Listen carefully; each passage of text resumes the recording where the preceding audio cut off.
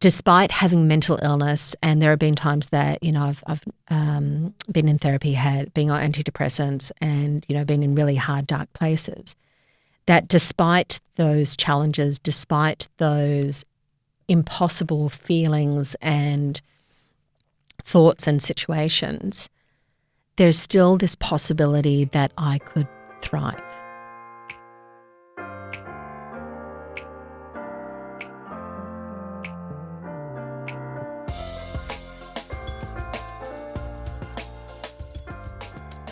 Hi, and welcome to the Conversations with Julie podcast. I'm your host, Julie Gillespie.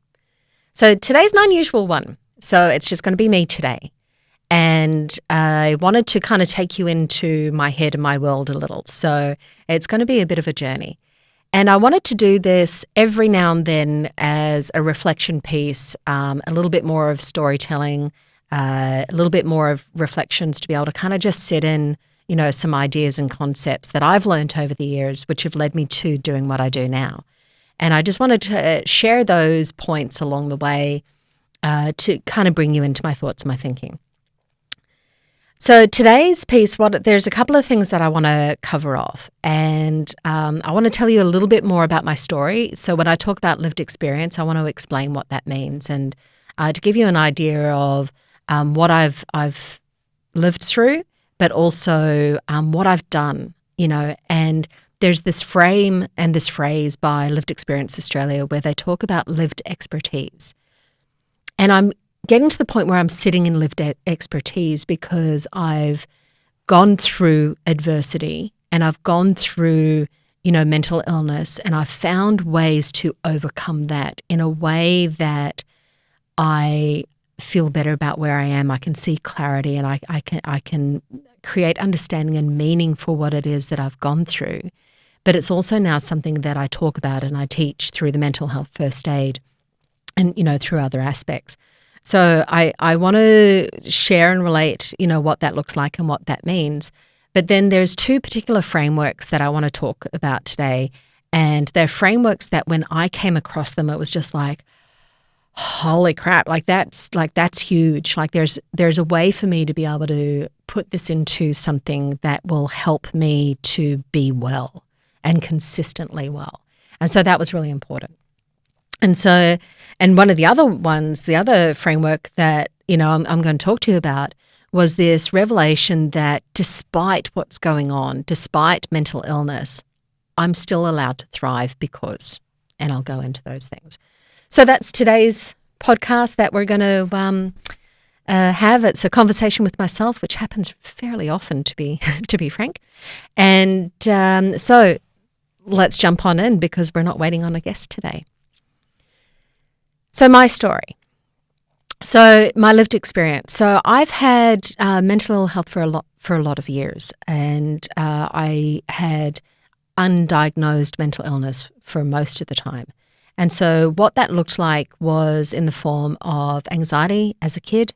And, for whatever reasons, I think there's a lot of genetics that do come into play with it. There's a lot of other components that contribute to it. But it came out, in all sorts of different forms. And for me, it came out most prominently when I was in year 11 going into year 12. And there was this point in time where I'd done really well at school. I was academically, doing pretty good, but I was struggling in a lot of other areas and didn't know where I kind of fit in and belonged with things. Year 12, I failed. I got a 42% TER mark. So 42%. It was awful to go from high achieving, high accomplishments, doing academically really well, and then to have no one notice that I was failing. I had somehow navigated my way into being accepted at university before my TER came out because I knew that it wasn't going well. But I knew what I wanted to do. I knew that I wanted to be, excellent at, certain things. And so I secured my placement at university. Because I had that there, it was okay to fall apart a little. I did that as a way of protection and creating a soft landing for myself. So I failed miserably. I wasn't surprised, but no one else kind of made comment about it or stepped in and had a conversation with me about it. It was just because I was already on to the next thing. I just kind of stepped over it like it was non-existent. But it was an awful thing, and the that kind of set me up for understanding that in my head, the story I told myself was no one must care. Or it's not important, or I'm not important. How you can tell how that story would have germinated in my head. And so I got to university and I loved it. I did really well at it. But once again, I was doing academically really well, but I was failing. Depression was definitely coming into it. And that sense of not belonging was definitely there once again. But there was always this part of me that just went, well, there's something still that I can do about this. I don't know how or why, but there was this pathway that, although it wasn't clear, I still knew there was a path under my feet. The lights weren't always on, but there was still a way of being able to shuffle a step forward and just go, yeah, no, I know it's still there. I can trust that my feet are going to take me to where I need to go. Somehow I still trusted myself. And that was a really important factor to it. Through university, I did well, graduated, did all of the things that I wanted to do. I did my double major, and the parts that I loved the most about what I did was I majored in marketing and public relations. And I loved the PR side. I loved, even deeper than the PR side, is the comms piece. How people communicate, how people, listen and talk, and what we talk about, and I loved that side of it. And I realized at that point that I'm a storyteller. In everything that I've ever done since, it's been about storytelling. So for me, I rode a very rickety wooden mousetrap roller coaster for many years after that, because there wasn't, mental health wasn't spoken about. I didn't realize what it was that I was going through. There were times that I had suicidal thoughts and ideations and behaviors, but these weren't things that I spoke to other people about, because to me, people didn't care about that stuff. I got to the point where I was pretty much invisible to myself as well, just to other people. And for some reason, I just kept on going, well, there's meaning behind this. There's purpose behind this. But I also rode through life without feeling impacted by it, or that I was an impact on it. And so I had a few breakdowns over the years that were really tough to experience and be a part of. And these breakdowns were full emotional breakdowns, burnout, suicidal thoughts and ideations really would come back into play.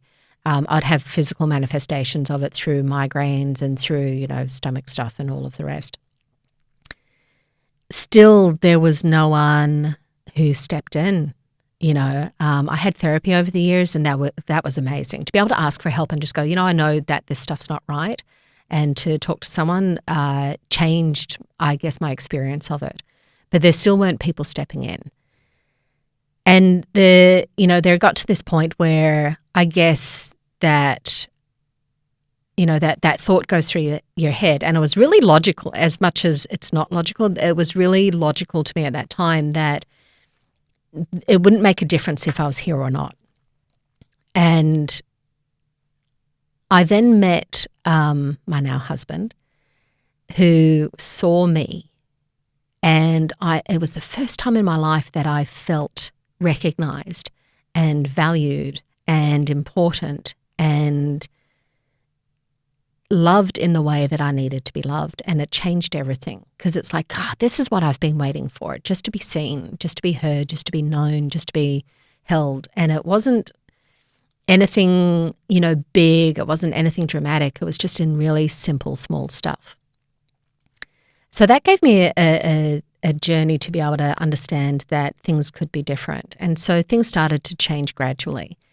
But it took a while, and there was another breakdown in between. But you add in pain and kids and all of the rest, and postnatal depression and a number of other factors in. That was going to be bound to happen.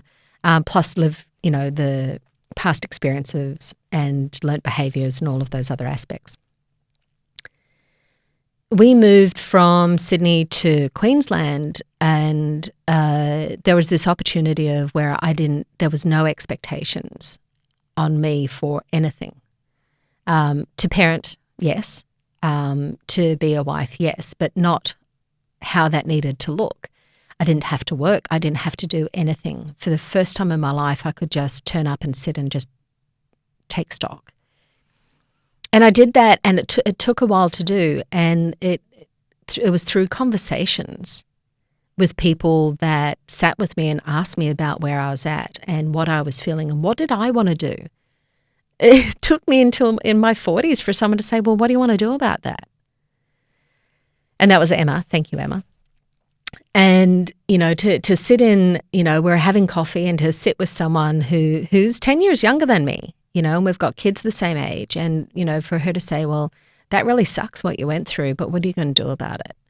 That's when I came across the mental health first aid through those conversations that we had. And it's just like, this answers. So the mental health first aid framework is triage for those experiencing all that I've experienced for the past 30 years of my life. Like, how cool is that? And to learn about that was fantastic. And then there is this idea of, well, what if I became this instructor for mental health first aid and kitted people up to help people like me? It was like waking up for the first time, where it's like, this is why, this is that light on the path, this is the reason, this is the meaning, this is a purpose. And the first time I felt true purpose. Because it's like, from what I did before as, I was director of operations for a manufacturing company and in product development. I'm also a cosmetic chemist. Like, from all of those things, like, what can I do? And throughout all of that, throughout all of my job, throughout all of my career, I've been a storyteller.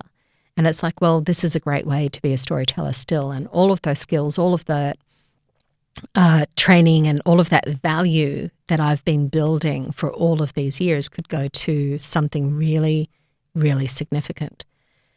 So that's how I got into the mental health first aid training. And now I'm a principal master instructor. That's over 50, training sessions that I've done. A couple of hundred people just last year alone went through the MHFA with me. And my approach to it all is, I'm here to be able to kit you up and tool you up and give you the comfort and confidence to help someone like me. Because I'm not easy to approach. I know that. I come across with bluster and with confidence and she must be fine because look at her doing stuff. No, guess what, people? This is what mental illness looks like. It's usually got a nice facade to it, a nice polish to it, and we're hiding the shit under the carpet as much as we possibly can. And guess what? We also trip on it because it creates a really huge lump. So to be able to kit people up and to step in and help someone like me, that opportunity to do that every day, is just golden. And as much as that sounds like it's all about me, it's not. Because I know when I have these conversations and I say to someone, hey, I've got lived experience. I know what it's like to go through the tough times. I see on so many faces every single day the, cool, right, I can actually talk to you about this then. So I know there are a lot of you out there that have tough times and, whether it's mental illness or mental health problems, we all experience those, of just trying to, navigate this difficult, bumpy, potholed, chewed up road that we're on, that you're not alone. And I think that's important. And I want to say that again. You are not alone.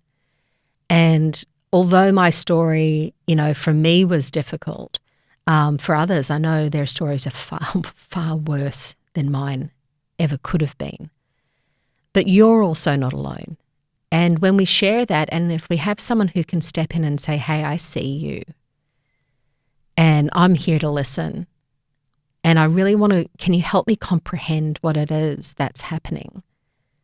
That can save a life. I know that. And because that saved my life. Someone saying, hey, what's going on? What is it that you're thinking about at the moment? It was that simple. So my story continues, and it's going to keep continuing because I've now got a village of people around me that love me. It's amazing. And that if I don't call them back within 2 days, I get a frantic phone call of, what the hell's going on? And I get people stepping in and saying, hey, how's it going? Or what's happening right now? I get those questions, and it's beautiful because it's like, oh, hang on a second, what is going on? And I kind of take a breath and it's like, am I okay? Oh, no, actually, I was going in automatic mode. I was not processing stuff. Thank you. Thanks for the heads up. And I'll have a conversation. I'll keep on going. So life is dramatically different now. I've got a great village and people around me that care, and the stability of constant love and care from not just my husband, but he's the one that taught me how to be loved in the way that I wanted to be loved, and that it's freely available and around me, and I just needed to look up and see it. So that's a bit about my story. It's a ever-evolving thing, but, I just wanted to share that and say, hey, I see you. I see, the pain that, that we all carry. And it's something that when we do share it with someone that's willing to listen and wanting to listen, to comprehend, it can really make a difference. It really can lighten the load. So some of the things that I've used, like I love systems. Oh my God, I love frameworks. I love things that explain this shit, right? Like, to take this out and unpack it into something and just go, oh, that makes so much sense. I love that. It is just so meaningful and powerful. So one of the ones that has helped me in explaining all of this type of story into a business, into an organization, the framework that I use most is the one from Thrive at Work. And I'm going to put this in the show notes and the framework and stuff like that. Their framework is great because it's just so simple, and it's just three core pillars. That is mitigate, prevent, and promote. So the Thrive at Work is an initiative underpinned by a world-leading evidence-based framework that helps organizations to navigate the wealth of information on mental health at work. So what it does, it takes something really, really, really complex and organizes it and gives it meaning and gives it space. And I think we all need this type of hand-holding along the way. So what this looks like, mitigate illness. So this, I'm going to say to you, if you're interested in this as an organization, look it up and delve into it. But how to relate this back into personal, because I think this is important. This type of framework is great because we want to monitor, accommodate, and treat illness, ill health, and injury. We want to mitigate. We want to get ahead of it. And to do that, we need to be able to detect illness. We need to be able to know ourselves. We need to gain self-awareness. We need to understand that, when I do that, it usually implies something. When I do this, that's me going into autopilot. And when we can take notice of those times and those points, we can just go, I need to check in, and when we do that, what we're doing is we're building our capacity. When we experience something and we learn from it, we get back up and go, oof, that happened. And when we're able to learn from that and when we'll be able to build our capacity and check things when they're on the horizon, that they're a potential problem and potential failure coming at us, we're able to get ahead of it. We're able to mitigate it. But we need to build our capacity to do that. Then there's this support and accommodate illness, and we need to learn to ask for help. And that's not weakness. That's the most courageous, strong, kick-ass thing that you'll ever do, is being able to say, you know what, I need some help. Because how do you all feel when you give someone help, when you help someone out, when you're useful? You feel great, right? So if I ask you for help, what's going to happen? I'm giving you a gift of feeling good about things. I'm also creating connection.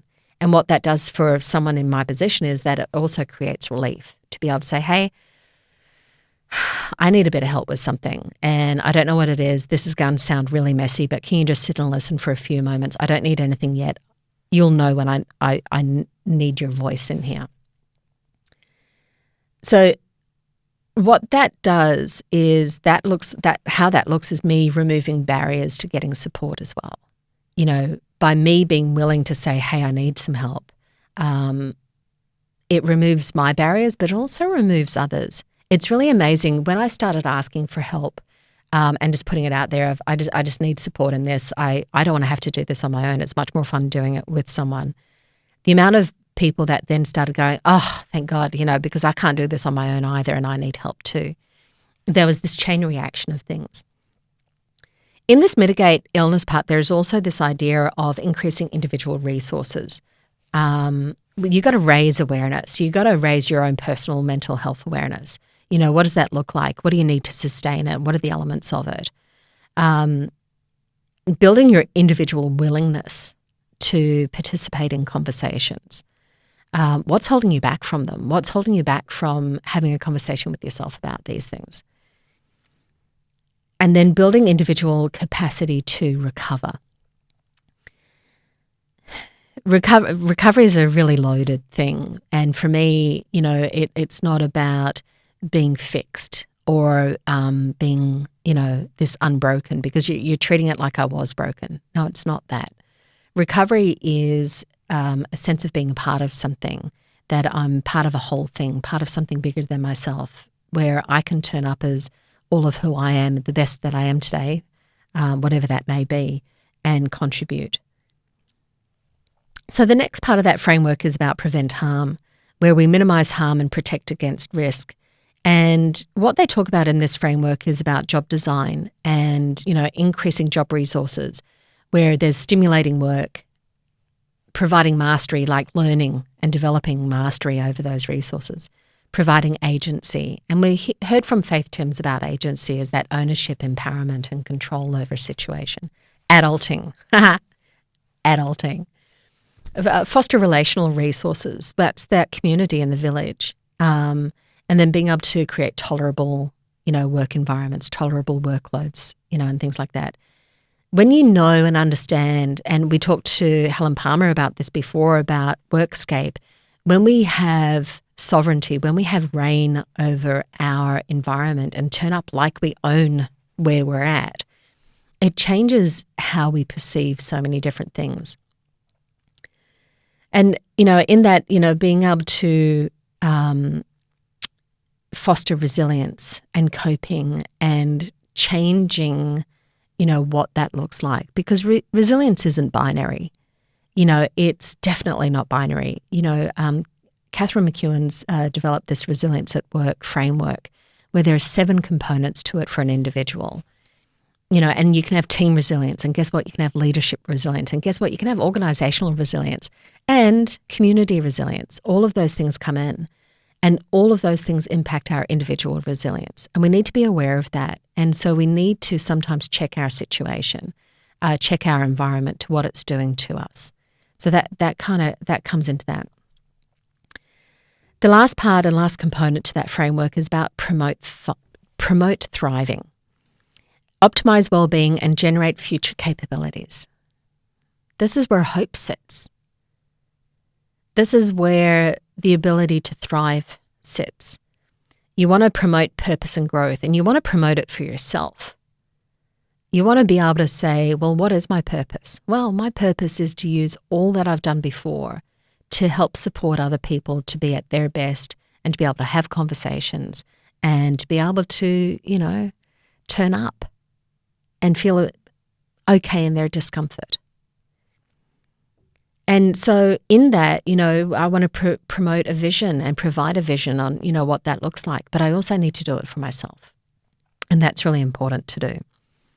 Part of that also is foster confidence and learning. Like, I gain confidence through experience and through learning and being able to benchmark my ideas and thoughts and processes. And I've got people that are in my space that mentor me, has said, Julie, yes, your voice is necessary. It needs to be heard. So I've gained confidence by asking people does this sound right? Is this the right conversation to have? Is this, kind of falling in the parameters of being credible and being on point? And I'm not looking to be right, because what is right? It's what's right for you, the listener, for the person that I speak to, for myself. And, looking for resonance. The next part in Promote Thriving is a really important factor, and it's promote connection, value connections and diversity. My whole network is so diverse. Like, there are so many different people within that network, and I love that no one necessarily always agrees with me, and that's fantastic. I love not being right, because that's the opportunity to learn and to become more right, or more learned, or more expansive.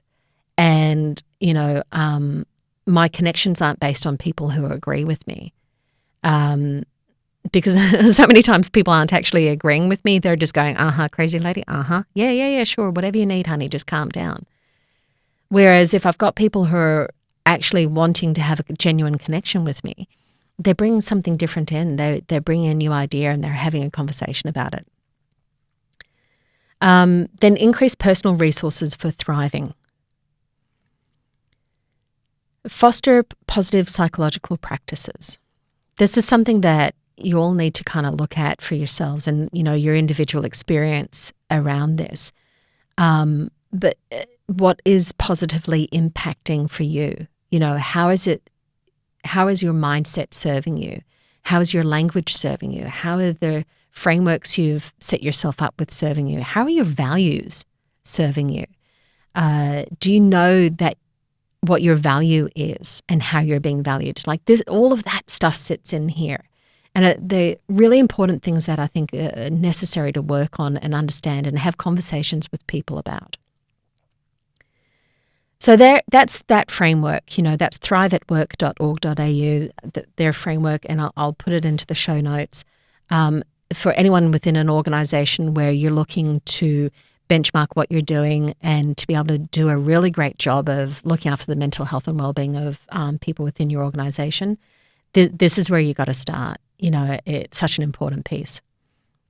So the other framework, it's just a small piece in with work that Michelle McQuaid's done. And Michelle McQuaid, I'm just going to bring it up again. Michelle McQuaid is, oh my God, I fangirl so hard over her work. I appreciate you, Michelle. I think you're amazing. Thank you for everything that you do. She sits in the positive psychology space, but in such a way that it's so accessible and so engaging and thoughtful and meaningful.